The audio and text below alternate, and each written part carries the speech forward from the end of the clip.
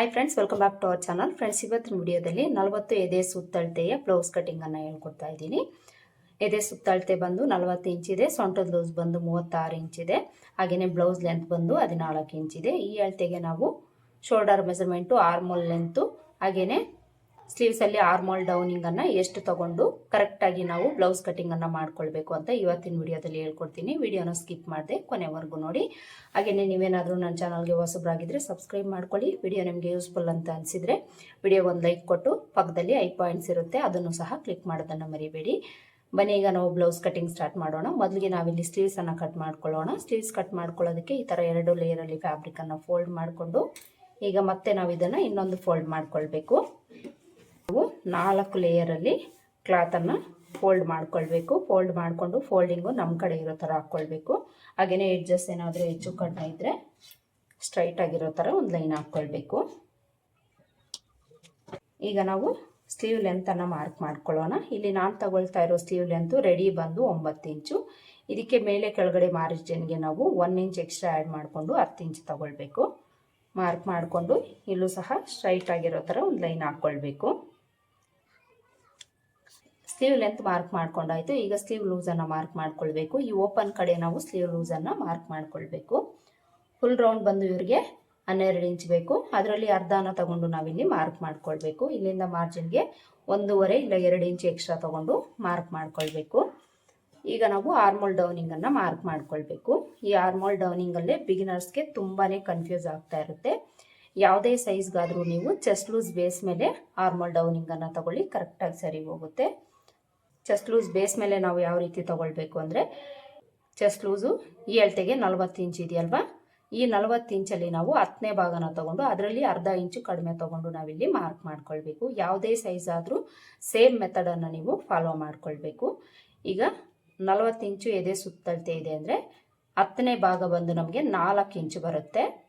ಈ 4 ಇಂಚಲ್ಲಿ ನಾವು ಅರ್ಧ ಇಂಚು ಕಡಿಮೆ ತಗೊಂಡು ಮಾರ್ಕ್ ಮಾಡ್ಕೊಳ್ಬೇಕು. ಅಂದರೆ ನಾವಿಲ್ಲಿ 3.5 ಇಂಚು ತಗೊಂಡು ಮಾರ್ಕ್ ಮಾಡ್ಕೊಳ್ಬೇಕು. ಒಂದು ವೇಳೆ 36 ಇಂಚು ಬಂತು ಅಂದ್ಕೊಳ್ಳಿ, 36 ಇಂಚಲ್ಲಿ 10ನೇ ಭಾಗ ಎಷ್ಟು ಬರುತ್ತೆ ನೋಡ್ಕೊಳ್ಳಿ, ಅದರಲ್ಲಿ ಅರ್ಧ ಇಂಚು ಕಡಿಮೆ ತಗೊಂಡು ನೀವು ಮಾರ್ಕ್ ಮಾಡ್ಕೊಳ್ಳಿ.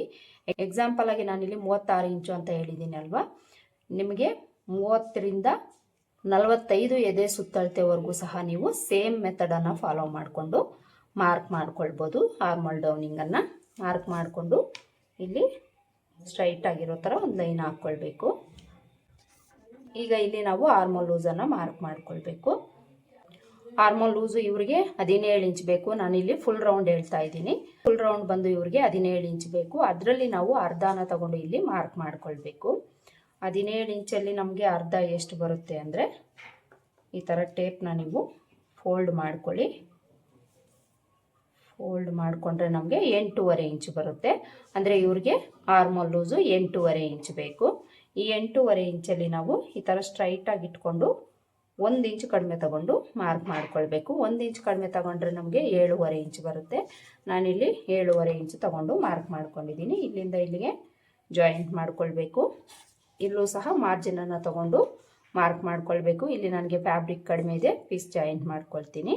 ಈ ಥರ ಮಾರ್ಕ್ ಮಾಡಿಕೊಂಡು ಇಲ್ಲಿ ನಾವು ಒಂದು 1/4 ಇಂಚಷ್ಟು ಒಳಗಡೆ ತೊಗೊಳ್ಬೇಕು. 8 ಇಂಚಿಗಿಂತ ಸ್ಲೀವ್ ಲೆಂತ್ ಜಾಸ್ತಿ ಬಂದಿದೆ ಅಂದರೆ ಒಂದು 1/4 ಇಂಚಷ್ಟು ಈ ರೀತಿ ಒಳಗಡೆ ತೊಗೊಂಡು ಮಾರ್ಕ್ ಮಾಡ್ಕೊಳ್ಳಿ. 8 ಇಂಚಿಗಿಂತ ಕಡಿಮೆ ಸ್ಲೀವ್ ಲೆಂತ್ ಬಂದಾಗ ನಾವು ಈ ಟಿಪ್ಪನ್ನು ಫಾಲೋ ಮಾಡಬಾರ್ದು.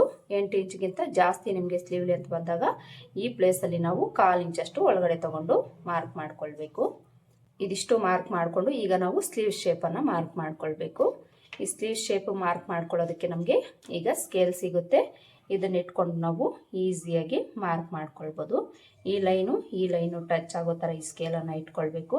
ಈ ಥರ ಇಟ್ಕೊಂಡು ಈ ಶೇಪ್ ಯಾವ ಥರ ಇರುತ್ತೆ ಅದೇ ಥರನೇ ನಾವಿಲ್ಲಿ ಮಾರ್ಕ್ ಮಾಡ್ಕೊಳ್ಬೇಕು. ಮಾರ್ಕ್ ಮಾಡಿಕೊಂಡು ಇಲ್ಲಿಂದ ಅರ್ಧ ಇಂಚಷ್ಟು ಕೆಳಗಡೆ ತಗೊಳ್ಳಿ. ಇದೇ ಸ್ಕೇಲನ್ನು ಅರ್ಧ ಇಂಚಷ್ಟು ಕೆಳಗಡೆ ತಗೊಂಡು ಇಟ್ಕೊಂಡು ಇಲ್ಲಿಂದ ಫ್ರಂಟ್ ಶೇಪನ್ನು ಮಾರ್ಕ್ ಮಾಡ್ಕೊಳ್ಬೇಕು. ಇಲ್ಲೂ ಸಹ ಈ ಮಾರ್ಕಿಂಗು ಜಾಯಿಂಟ್ ಆಗಬೇಕು. ಇದನ್ನು ನೋಡ್ಕೊಳ್ಳಿ. ನೋಡಿ ಎಷ್ಟು ಕರೆಕ್ಟಾಗಿ ನಮಗೆ ಸ್ಲೀವ್ ಶೇಪ್ ಬಂತು. ಇಲ್ಲಿ ನಾವು ಸ್ಲೀವ್ಸ್ಗೆ ಮಾರ್ಕ್ ಮಾಡ್ಕೊಂಡಾಯಿತು. ಈಗ ಇದನ್ನು ಕಟ್ ಮಾಡ್ಕೊಳ್ಳೋಣ. ಇಲ್ಲಿ ಕಟ್ ಮಾಡ್ಕೊಳ್ಳೋವಾಗ ಮೊದಲಿಗೆ ಬ್ಯಾಕ್ ಶೇಪ್ ಕಟ್ ಮಾಡ್ಕೊಳ್ಳಿ, ಆಮೇಲೆ ಫ್ರಂಟ್ ಶೇಪನ್ನು ಕಟ್ ಮಾಡ್ಕೊಳ್ಬೇಕು. ಈ ಥರ ಕಟ್ ಮಾಡಿಕೊಂಡು ಮಧ್ಯದಲ್ಲಿ ಒಂದು ನಾಚ್ ಹಾಕ್ಕೊಳ್ಬೇಕು. ಆರ್ಮೋಲ್ ಲೂಸ್ ಹತ್ರ ನಾಚ್ ಹಾಕ್ಕೊಳ್ಬೇಕು. ಈಗ ಇದನ್ನು ನಾವು 2 ಲೇಯರಲ್ಲಿ ಓಪನ್ ಮಾಡಿಕೊಂಡು ಫ್ರಂಟ್ ಶೇಪನ್ನು ಕಟ್ ಮಾಡ್ಕೊಳ್ಬೇಕು. ಕಟ್ ಮಾಡಿಕೊಂಡು ಇದು ಫ್ರಂಟ್ ಪಾರ್ಟ್ ಕಡೆಗೆ ಅಂತ ಗೊತ್ತಾಗಲಿಕ್ಕೆ ಒಂದು ನಾಚ್ ಹಾಕ್ಕೊಳ್ಳಿ. ಸ್ಲೀವ್ಸ್ಗೆ ಲೈನಿಂಗನ್ನು ನಾವು ಕಟ್ ಮಾಡ್ಕೊಂಡಾಯ್ತು. ಈಗ ಬಾಡಿ ಪಾರ್ಟ್ಸನ್ನು ಕಟ್ ಮಾಡ್ಕೊಳ್ಳೋಣ. ನೋಡಿ, ಬಾಡಿ ಪಾರ್ಟ್ಸನ್ನು ಕಟ್ ಮಾಡ್ಕೊಳ್ಳೋದಕ್ಕೆ ನಾವು 2 ಲೇಯರಲ್ಲಿ ಫ್ಯಾಬ್ರಿಕನ್ನು ಫೋಲ್ಡ್ ಮಾಡ್ಕೊಳ್ಬೇಕು. ಈ ಥರ ಫೋಲ್ಡ್ ಮಾಡಿಕೊಂಡು ಮೊದಲಿಗೆ ನಾವು ಬ್ಯಾಕ್ ಪಾರ್ಟನ್ನು ಕಟ್ ಮಾಡ್ಕೊಳ್ಬೇಕು. ಬ್ಯಾಕ್ ಪಾರ್ಟ್ ಕಟ್ ಮಾಡ್ಕೊಳ್ಬೇಕಾದ್ರೆ ಕ್ಲೋಸ್ ಪಾರ್ಟು ನಮ್ಮ ಕಡೆ ಹಾಕ್ಕೊಳ್ಬೇಕು. ಈ ಕಡೆ ಎಡ್ಜಸ್ಸು ಈಕ್ವಲ್ ಆಗಿರೋ ಥರ ನೋಡ್ಕೊಳ್ಬೇಕು. ಇಲ್ಲಿ ಸ್ವಲ್ಪ ನನಗೆ ಹೆಚ್ಚು ಕಡಿಮೆ ಇದೆ, ಸ್ಟ್ರೈಟ್ ಆಗಿರೋ ಥರ ಒಂದು ಲೈನ್ ಹಾಕ್ಕೊಳ್ತೀನಿ. ಈಗ ನಾವು ಮೊದಲಿಗೆ ಬ್ಲೌಸ್ ಲೆಂತನ್ನು ಮಾರ್ಕ್ ಮಾಡ್ಕೊಳ್ಳೋಣ. ಇಲ್ಲಿ ನಾನು ತಗೊಂಡಿರೋ ಬ್ಲೌಸ್ ಲೆಂತ್ ಬಂದು ರೆಡಿ 14 ಇಂಚು. ಇದಕ್ಕೆ ಮೇಲೆ ಕೆಳಗಡೆ ಮಾರ್ಜಿನ್ಗೆ 1 ಇಂಚ್ ಎಕ್ಸ್ಟ್ರಾ ಆ್ಯಡ್ ಮಾಡಿಕೊಂಡು 15 ಇಂಚು ತಗೊಳ್ಬೇಕು. 15 ಇಂಚು ತಗೊಂಡು ಸ್ಟ್ರೈಟಾಗಿ ಒಂದು ಲೈನ್ ಹಾಕ್ಕೊಳ್ಬೇಕು. ಬ್ಲೌಸ್ ಲೆಂತ್ ಆಯ್ತಲ್ವಾ. ಈಗ ನಾವು ಸೊಂಟದ ಲೂಸನ್ನು ಮಾರ್ಕ್ ಮಾಡ್ಕೊಳ್ಬೇಕು. ಇಲ್ಲಿ ನಾನು ತಗೊಂಡಿರೋ ಸೊಂಟದ ಲೂಸ್ ಬಂದು ಫುಲ್ ರೌಂಡು 36 ಇಂಚು. ಇದರಲ್ಲಿ ನಾವು 4ನೇ ಭಾಗನ ತಗೊಂಡು ಮಾರ್ಕ್ ಮಾಡ್ಕೊಳ್ಬೇಕು. ನಿಮ್ಗೆ ಎಷ್ಟು ಬಂದಿರುತ್ತೋ ನೋಡ್ಕೊಳ್ಳಿ. ಸೊಂಟದ ಲೂಸ್ ಅನ್ನೋದು ಕೆಲವ್ರಿಗೆ ಜಾಸ್ತಿ ಇರುತ್ತೆ, ಕೆಲವ್ರಿಗೆ ಕಡಿಮೆನೂ ಇರುತ್ತೆ. ಇವ್ರಿಗೆ 36 ಇಂಚ್ ಇದೆ. ಅದರಲ್ಲಿ ನಾನು 4ನೇ ಭಾಗ 9 ಇಂಚ್ಗೆ ಮಾರ್ಕ್ ಮಾಡ್ಕೊಂಡಿದ್ದೀನಿ. ಅಲ್ಲಿಂದ ಬ್ಯಾಕ್ ಡಾಟ್ಗೆ 1 ಇಂಚ್ ತಗೊಂಡಿದ್ದೀನಿ. ಅಲ್ಲಿಂದ ಮಾರ್ಜಿನ್ಗೆ 2 ಇಂಚು ತಗೊಂಡು ಮಾರ್ಕ್ ಮಾಡ್ಕೊಳ್ಬೇಕು. ಈಗ ನಾವು ನೆಕ್ ಲೆಂತನ್ನು ಮಾರ್ಕ್ ಮಾಡ್ಕೊಳ್ಳೋಣ. ನೆಕ್ ಲೆಂತ್ ನಾನಿಲ್ಲಿ 9 ಇಂಚ್ ತಗೊಳ್ತಾ ಇದ್ದೀನಿ. ನಿಮ್ಗೆ ಎಷ್ಟು ಬೇಕಾಗಿರುತ್ತೋ ನೋಡಿಕೊಂಡು ನೀವು ಮಾರ್ಕ್ ಮಾಡ್ಕೊಳ್ಳಿ. ಮಾರ್ಕ್ ಮಾಡಿಕೊಂಡು ಇಲ್ಲೊಂದು ಲೈನ್ ಹಾಕ್ಕೊಳ್ಬೇಕು. ನೆಕ್ ಲೆಂತ್ 9 ಇಂಚ್ ಇದೆ. ಚೆಸ್ಟ್ ಲೂಸ್ ಬಂದು 40 ಇಂಚ್ ಇದೆ. ಈ ಅಳತೆಗೆ ನಾವು ನೆಕ್ ವಿಡ್ತು 2.25 ಇಂಚ್ ತಗೊಳ್ಬೇಕು. 2.25 ಇಂಚು ನೆಕ್ ವಿಡ್ತನ್ನು ತಗೊಳ್ಳಿ. ಶೋಲ್ಡರ್ ವಿಡ್ತನ್ನು ಅಳತೆ ಬ್ಲೌಸ್ ಕೊಟ್ಟಿದ್ರೆ ನೀವು ಅಳತೆ ಬ್ಲೌಸಲ್ಲಿ ಎಷ್ಟಿದೆ ನೋಡಿಕೊಂಡು ಅದಕ್ಕೆ 3/4 ಇಂಚ್ ಎಕ್ಸ್ಟ್ರಾ ಆ್ಯಡ್ ಮಾಡ್ಕೊಳ್ಳಿ. ಇಲ್ಲ ಮ್ಯಾಕ್ಸಿಮಮ್ ನೀವು 2.25 ಇಲ್ಲ 2.5 ಇಂಚು ಶೋಲ್ಡರ್ ಬಿಡ್ತನ್ನು ತಗೊಳ್ಬೋದು. ನಾನಿಲ್ಲಿ ರೆಡಿ ಶೋಲ್ಡರ್ ಬಿಡ್ತು 2.5 ಇಂಚ್ ತಗೊಳ್ತಾ ಇದ್ದೀನಿ. ಇದಕ್ಕೆ 3/4 ಇಂಚ್ ಎಕ್ಸ್ಟ್ರಾ ಆ್ಯಡ್ ಮಾಡಿಕೊಂಡು ನಾನಿಲ್ಲಿ 3/4 ಇಂಚ್ ತಗೊಳ್ತಾ ಇದ್ದೀನಿ. ಟೋಟಲ್ ಆಗಿ ನಮಗಿಲ್ಲಿ 5.5 ಇಂಚ್ ಆಗುತ್ತೆ. ಈ ಅಳತೆಗೆ 5.5 ಇಂಚು ಸರಿ ಹೋಗುತ್ತೆ. ಈಗ ಈ ನೆಕ್ ವಿಡ್ತ್ಗೆ ನಾವು ಒಂದು ಅರ್ಧ ಇಲ್ಲ 3/4 ಇಂಚಷ್ಟು ಎಕ್ಸ್ಟ್ರಾ ಆ್ಯಡ್ ಮಾಡಿಕೊಂಡು ಇಲ್ಲಿ ಮಾರ್ಕ್ ಮಾಡ್ಕೊಳ್ಬೇಕು. ಬ್ರಾಡ್ ಹಾಕ್ಕೊಳ್ತಾರೆ ಅನ್ನೋಂಗಿದ್ರೆ ಒಂದು 3/4ರಿಂದ 1 ಇಂಚ್ವರೆಗೂ ನೀವು ಎಕ್ಸ್ಟ್ರಾ ಆ್ಯಡ್ ಮಾಡಿಕೊಂಡು ಮಾರ್ಕ್ ಮಾಡ್ಕೊಳ್ಳಿ. ಬ್ರಾಡ್ ಬೇಡ ಅನ್ನೋರಿಗೆ ಅರ್ಧ ಇಂಚ್ ಎಕ್ಸ್ಟ್ರಾ ಆ್ಯಡ್ ಮಾಡಿಕೊಂಡು ಇಲ್ಲಿ ನೀವು ಮಾರ್ಕ್ ಮಾಡಿಕೊಂಡು ಒಂದು ಬಾಕ್ಸ್ ಡ್ರಾ ಮಾಡಿಕೊಂಡು ನೆಕ್ ಶೇಪನ್ನು ಡ್ರಾ ಮಾಡ್ಕೊಳ್ಬೇಕು. ನೆಕ್ ಶೇಪ್ ಡ್ರಾ ಮಾಡ್ಕೊಂಡಾಯ್ತಲ್ವ. ಈಗ ಆರ್ಮೋಲ್ ಲೆಂತನ್ನು ಮಾರ್ಕ್ ಮಾಡ್ಕೊಳ್ಬೇಕು. ಮೊದಲಿಗೆ ನಾವು ಇದೇ ವಿಡ್ತನ್ನು ಕೆಳಗಡೆನೂ ಮಾರ್ಕ್ ಮಾಡಿಕೊಂಡು ಇಲ್ಲೊಂದು ಲೈನ್ ಹಾಕ್ಕೊಳ್ಳೋಣ. ಈ ಥರ ಲೈನ್ ಹಾಕ್ಕೊಂಡು ಇಲ್ಲಿ ನಾವು ಆರ್ಮೋಲ್ ಲೆಂತ್ ಮಾರ್ಕ್ ಮಾಡ್ಕೊಳ್ಬೇಕು. ಇಲ್ಲಿ ನಾನು ಆರ್ಮೋಲ್ ಲೆಂತು ಸಹ 5.5 ಇಂಚ್ ತಗೊಳ್ತಾ ಇದ್ದೀನಿ. ಇದು ಫೈನಲ್ ಅಲ್ಲ, ಲಾಸ್ಟಲ್ಲಿ ನಾವು ಚೆಕ್ ಮಾಡಿಕೊಂಡು ಅಡ್ಜಸ್ಟ್ ಮಾಡ್ಕೊಳ್ಬೇಕಾಗುತ್ತೆ. ಇಂಥವ್ರಿಗೆ ಇಷ್ಟೇ ಇಡಬೇಕು ಅಂತ ಹೇಳೋದಕ್ಕೆ ಆಗೋದಿಲ್ಲ ಆರ್ಮೋಲ್ ಲೆಂತು. ಯಾಕೆಂದರೆ ಕೆಲವ್ರಿಗೆ ಆರ್ಮೋಲ್ ಲೂಸ್ ಜಾಸ್ತಿ ಇರ್ಬೋದು, ಇನ್ನು ಕೆಲವ್ರಿಗೆ ಕಡಿಮೆನೂ ಇರ್ಬೋದು. ಅದಕ್ಕೋಸ್ಕರ ಮಿನಿಮಮ್ ನೀವು 5.5 ಇಂಚ್ ಮಾರ್ಕ್ ಮಾಡಿಕೊಂಡು ಈ ಥರ ಎಲ್ ಶೇಪ್ ಡ್ರಾ ಮಾಡ್ಕೊಳ್ಳಿ. ಮಾರ್ಕ್ ಮಾಡ್ಕೊಂಡು ಆದಮೇಲೆ ಇಲ್ಲಿ ನಾವು ಚೆಸ್ಟ್ ಲೂಸನ್ನು ಮಾರ್ಕ್ ಮಾಡ್ಕೊಳ್ಬೇಕು. ಚೆಸ್ಟ್ ಲೂಸ್ ಇಲ್ಲಿ ನಾನು ತೊಗೊಂಡಿರೋದು 40 ಇಂಚು. ಇದರಲ್ಲಿ ನಾವು 4ನೇ ಭಾಗನ ತಗೊಂಡು ಮಾರ್ಕ್ ಮಾಡ್ಕೊಳ್ಬೇಕು. 4ನೇ ಭಾಗ 10 ಇಂಚ್ ಬರುತ್ತೆ. 10 ಇಂಚ್ಗೆ ಮಾರ್ಕ್ ಮಾಡಿಕೊಂಡು ಅಲ್ಲಿಂದ ಮಾರ್ಜಿನ್ಗೆ 2 ಇಂಚ್ ತಗೊಂಡು ಮಾರ್ಕ್ ಮಾಡಿಕೊಂಡು ಸೊಂಟದ ಲೂಸ್ಗೆ ಜಾಯಿಂಟ್ ಮಾಡ್ಕೊಳ್ಬೇಕು. ಈಗ ನಾವು ಆರ್ಮೋಲ್ ಶೇಪನ್ನು ಮಾರ್ಕ್ ಮಾಡ್ಕೊಳ್ಬೇಕು.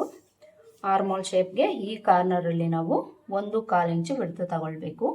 40ರ ಒಳಗಡೆ ಎದೆ ಸುತ್ತಳತೆ ಇದ್ದರೆ ನೀವು 1/4 ಇಂಚು ಬಿಡ್ತು ತಗೊಳ್ಳಿ. 40ರ ಮೇಲೆ ಎದೆ ಸುತ್ತಳತೆ ಇದ್ದರೆ ಈ ಬಿಡ್ತನ್ನು ನೀವು 1.5 ಇಂಚು ತಗೊಳ್ಬೇಕು.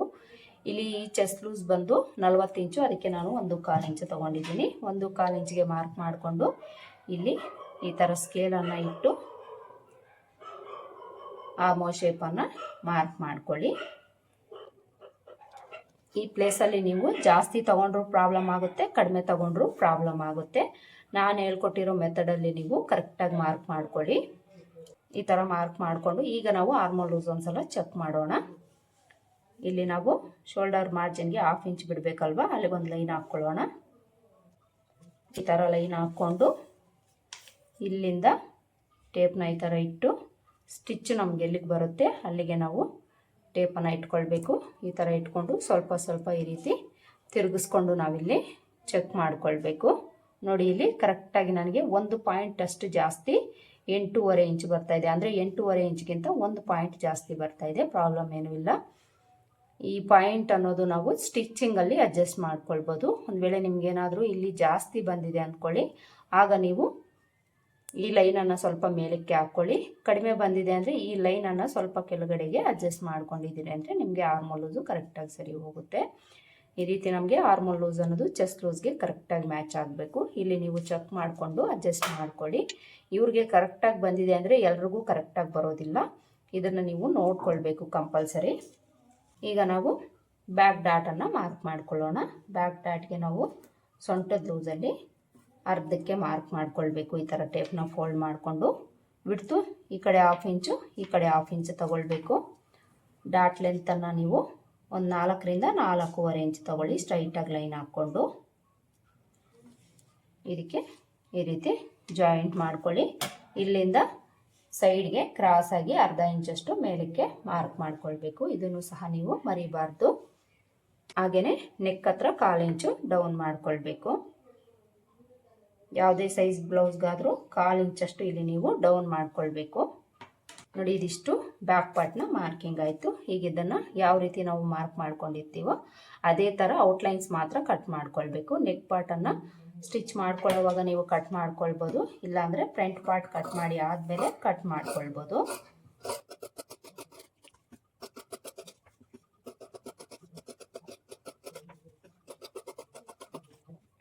ನೋಡಿ, ಈ ಥರ ಬ್ಯಾಕ್ ಪಾರ್ಟನ್ನು ಕಟ್ ಮಾಡಿಕೊಂಡು ಡಾಟ್ ಹತ್ರ ಒಂದು ನಾಚ್ ಹಾಕ್ಕೊಳ್ಬೇಕು. ಚೆಸ್ಟ್ ಲೂಸ್ ಹತ್ರ ಒಂದು ನಾಚ್ ಹಾಕ್ಕೊಳ್ಬೇಕು. ಹಾಗೆಯೇ ನೆಕ್ ವಿಡ್ತ್ ಹತ್ರ ಒಂದು ನಾಚ್ ಹಾಕ್ಕೊಳ್ಳಿ. ಈಗ ನಾವು ಫ್ರಂಟ್ ಪಾರ್ಟನ್ನು ಕಟ್ ಮಾಡ್ಕೊಳ್ಳೋಣ. ನೋಡಿ, ಇಲ್ಲಿ ಫ್ರಂಟ್ ಪಾರ್ಟನ್ನು ಕಟ್ ಮಾಡ್ಕೊಳ್ಳೋದಕ್ಕೆ ನಾವು ಓಪನ್ ಪಾರ್ಟು ನಮ್ಮ ಕಡೆ ಹಾಕ್ಕೊಳ್ಬೇಕು. ಶೋಲ್ಡರ್ ಕಡೆ ಸ್ಟ್ರೈಟ್ ಆಗಿರೋ ಥರ ಒಂದು ಲೈನ್ ಹಾಕ್ಕೊಳ್ಬೇಕು. ಹಾಗೆಯೇ ಈ ಕಡೆ ಎಡ್ಜಲ್ಲಿ ಉಕ್ಸ್ಪಟ್ಟಿ ಕಾಜಾಪಟ್ಟಿ ಮಾರ್ಜಿನ್ಗೆ 1/2 ಇಂಚ್ ತೊಗೊಂಡು ಒಂದು ಲೈನನ್ನು ಹಾಕ್ಕೊಳ್ಬೇಕು. ಈ ಥರ ಹಾಕ್ಕೊಂಡು ಆಲ್ರೆಡಿ ನಾವು ಕಟ್ ಮಾಡ್ಕೊಂಡಿರೋ ಬ್ಯಾಕ್ ಪಾರ್ಟನ್ನು ತೊಗೊಂಡು ಈ ಮಾರ್ಜಿನ್ ಬಿಟ್ಟು ಶೋಲ್ಡರ್ ಲೈನ್ ಹತ್ರ ಕರೆಕ್ಟಾಗಿ ಶೋಲ್ಡರನ್ನು ಕೂರಿಸ್ಕೊಂಡು ಇದ್ರ ಮೇಲೆ ಇಟ್ಕೊಳ್ಬೇಕು. ಈ ಥರ ನೀಟಾಗಿ ಇಟ್ಕೊಂಡು ಬ್ಯಾಕ್ ಪಾರ್ಟ್ ಯಾವ ಥರ ಇದೆ ಅದೇ ಥರ ಸುತ್ತಲೂ ಮಾರ್ಕ್ ಮಾಡ್ಕೊಳ್ಬೇಕು. ನೆಕ್ ವಿಡ್ತ್ ಹತ್ರ ಮಾರ್ಕ್ ಮಾಡ್ಕೊಳ್ಳಿ, ಚೆಸ್ಟ್ ಲೂಸ್ ಹತ್ರ ಮಾರ್ಕ್ ಮಾಡ್ಕೊಳ್ಳಿ, ಸುತ್ತಲೂ ಮಾರ್ಕ್ ಮಾಡ್ಕೊಳ್ಳಿ. ಈಗ ಬ್ಯಾಕ್ ಪಾರ್ಟನ್ನು ತೆಗೆದುಬಿಡಬೇಕು. ಬ್ಯಾಕ್ ಪಾರ್ಟನ್ನು ತೆಗೆದುಬಿಟ್ಟು ಮೊದಲಿಗೆ ನಾವು ಫ್ರಂಟ್ ಆರ್ಮೋಲ್ ಶೇಪನ್ನು ಮಾರ್ಕ್ ಮಾಡ್ಕೊಳ್ಳೋಣ. ಫ್ರಂಟ್ ಆರ್ಮೋಲ್ ಶೇಪ್ಗೆ ನಾವು ಈ ಕಾರ್ನರಲ್ಲಿ 1/2 ಇಂಚು ಒಳಗಡೆ ತೊಗೊಳ್ಬೇಕು. ಬಿಗಿನರ್ಸ್ಗೆ ಅಂದಾಜಿನ ಮೇಲೆ ಮಾರ್ಕ್ ಮಾಡ್ಕೊಳ್ಳೋದು ಕಷ್ಟ ಆಗುತ್ತೆ. ಇಲ್ಲಿ ನೀವು ಬ್ಯಾಕ್ ಪಾರ್ಟಲ್ಲಿ ಯಾವ ರೀತಿ ಎಲ್ ಶೇಪ್ ಡ್ರಾ ಮಾಡ್ಕೊಂಡಿದ್ದೀರೋ ಅದೇ ಥರ ವಿಡ್ತು ಲೆಂತನ್ನು ತಗೊಂಡು ಮಾರ್ಕ್ ಮಾಡ್ಕೊಳ್ಳಿ.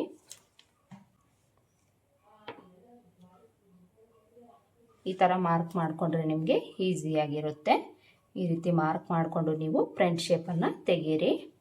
ಈ ಥರ ಮಾರ್ಕ್ ಮಾಡ್ಕೊಂಡ್ವಿ ಅಲ್ವಾ. ಈಗ ಈ ಕಾರ್ನರಲ್ಲಿ ನಾವು ಈ ಮಾರ್ಕಿಂಗಿಂದ 1/2 ಇಂಚು ಒಳಗಡೆ ತಗೊಂಡು ಮಾರ್ಕ್ ಮಾಡ್ಕೊಳ್ಬೇಕು. ಮಾರ್ಕ್ ಮಾಡಿಕೊಂಡು ಇಲ್ಲಿಂದ ಈ ಲೈನ್ಗೆ ಜಾಯಿಂಟ್ ಆಗೋ ಥರ ಮಾರ್ಕ್ ಮಾಡ್ಕೊಳ್ಬೇಕು.